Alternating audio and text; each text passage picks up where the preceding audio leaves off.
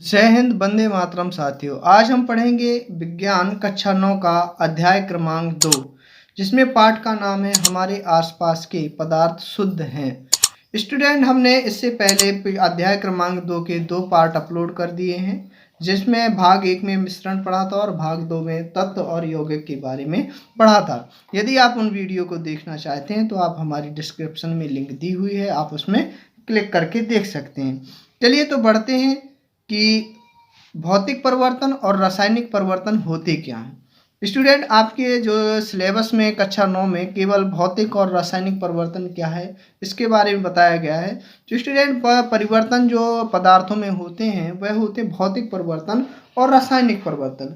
भौतिक परिवर्तन से यहाँ मतलब है कि यदि रंग, कठोरता, दृढ़ता, बहाव, घनत्व, क्वथनांक इत्यादि गुणों को क्या कहा जाता है? भौतिक गुण कहा जाता है। यदि इस प्रकार से इनमें परिवर्तन होता है तो उसको क्या कहते हैं? भौतिक परिवर्तन कहते हैं।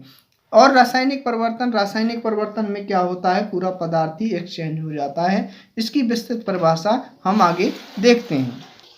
तो स्टूडेंट, प्रश्न आता है भौतिक परिवर्तन क्या है? तो भौतिक परिवर्तन वह परिवर्तन होता है, वह पदार्थ जिसमें वह इस प्रकार का परिवर्तन जिसमें क्या हो, केवल भौतिक गुण बदलते हैं। क्या होता है स्टूडेंट? केवल भौतिक गुण बदलते हैं, जो मैंने बताया क्वथनांक, गलनांक, कठोरता, बहाव आदि जो ये गुण होते हैं, क्या होते हैं? भौतिक गुण बदलते हैं और रासायनिक गुणों और संगठन में इनके कोई परिवर्तन नहीं होता है। यानी कि सीधी बात आप ये कह दीजिए कि कोई नया पदार्थ नहीं बनता है। इसमें भौतिक परिवर्तन में क्या होता है? कोई नया पदार्थ नहीं बनता है। और ये क्या होते हैं? अस्थायी या एवं उत्क्रमणीय होते हैं। उत्क्रमणीय से स्टूडेंट यहाँ पे अपना मतलब है कि यानी कि जो पदार्थ है वह अपनी पूर्व अवस्था में आ जाता है। तो देखिए, सबसे पहले आपको परिभाषा याद रखना है कि वह पदार्थ जिसमें क्या होता है? भौतिक गुण बस बदलते हैं, जैसा कि उसके नाम में ही लिखा है भौतिक परिवर्तन। इसमें केवल और केवल भौतिक गुण ही बदलेंगे, ना कि रासायनिक गुण और संगठन में इनके कोई परिवर्तन नहीं होता है। इतना सा कॉन्सेप्ट आपको समझ के चलना है। तो वह पदार्थ परिवर्तन जिसमें क्या होता है? भौतिक गुण बदलते हैं, रासायनिक गुण और संगठन में कोई परिवर्तन नहीं होता है। और ये अस्थायी एवं उत्क्रमणीय होते हैं। यानी कि जैसे कि देखते हैं उदाहरण से, जैसे मान लीजिए आप बर्फ ले लीजिए। मान लीजिए बर्फ का टुकड़ा है, इससे पहले क्या होगा? ये जल होगा। जल से क्या बना? बर्फ का टुकड़ा बना। तो ये क्या हुआ? भौतिक परिवर्तन हुआ। इसमें क्या है? केवल भौतिक गुणों का परिवर्तन हुआ है, ना कि रासायनिक गुणों का। तो यहाँ पे अब ये जो जल पे बर्फ पिघलेगी तो पुनः जल बन जाएगा। तो इसलिए क्या होते हैं? ये पदार्थ अस्थायी होते हैं और पूर्वावस्था में आ जाते हैं, अपनी क्या होंगे? पहली की अवस्था में आ जाते हैं। चलिए अब इनको उदाहरण के माध्यम से समझते हैं। जैसे कि पहला उदाहरण दिया हुआ है पेड़ों का काटना। तो स्टूडेंट, इसमें कोई भी रासायनिक परिवर्तन नहीं हो रहा है और ना ही कोई नया पदार्थ बन रहा है, और ये क्या है? अस्थायी परिवर्तन है। अगला है मक्खन का बर्तन में पिघलना। जैसे मक्खन क्या है? टेम्परेचर मिलेगा तो क्या होगा? पिघल जाएगा। और यदि ठंडे जगह में रख दिया जाएगा तो फिर से वह क्या होगा? पुनः जम जाएगा। ऐसे देखते हैं जल उबल कर वाष्प बनना। जल क्या है? वाष्प बन रहा है। और जल के साथ साधारण नमक का घुलना, फलों से सलाद बनना। तो स्टूडेंट, आप इस देख रहे होंगे कि इसमें कोई नया पदार्थ नहीं बन रहा है, यानी कि इनमें भौतिक गुणों का परिवर्तन हो रहा है। और इसमें क्या होता है? पदार्थ अपनी पूर्व की अवस्था में आ सकता है। अब आप कह देंगे कि जल के साथ साधारण नमक घुलाए तो कैसे आएगा? तो उसको भी क्या कर सकते हैं अपन? क्रिस्टलाइजेशन के द्वारा इसको अलग अलग किया जा सकता है।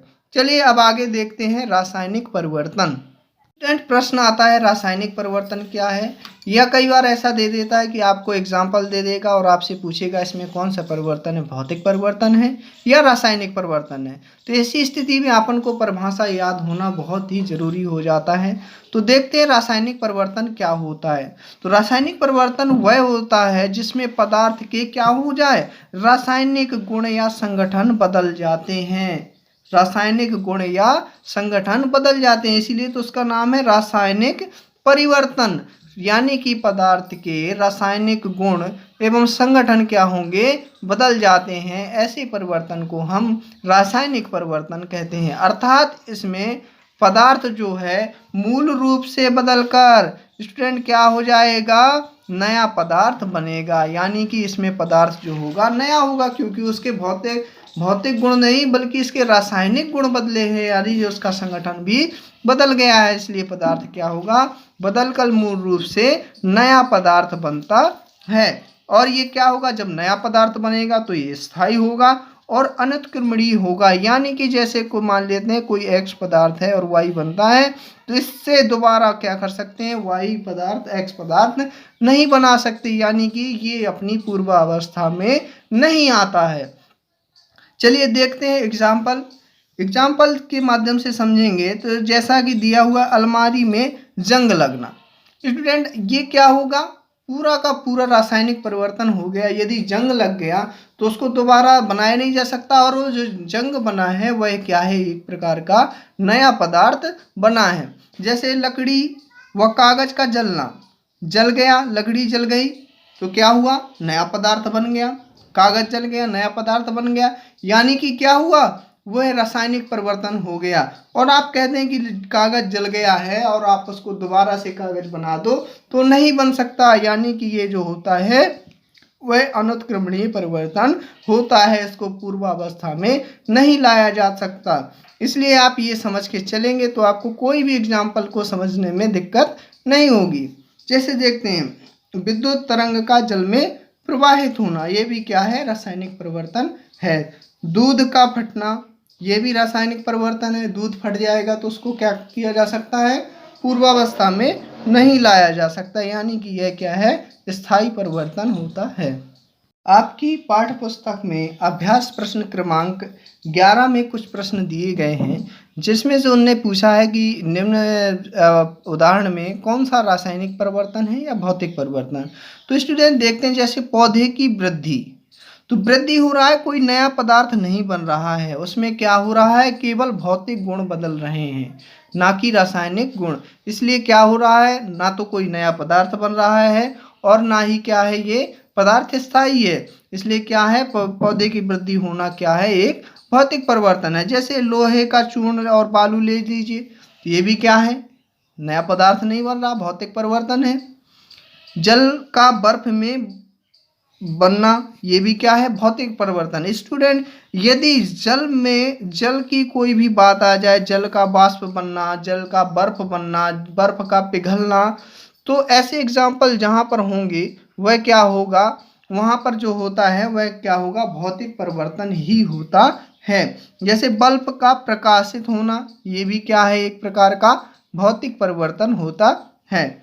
अगला है लोहे का जंग लगना। ये तो स्टूडेंट स्वाभाविक सी बात है कि यदि जंग लगेगा तो वहाँ पर क्या होता है, रासायनिक परिवर्तन होता है। खाना का पकाना व पचना, इससे खाना पच रहा है तो क्या हो रही है, अपन को एनर्जी मिल रही है, नया पदार्थ बन रहा है।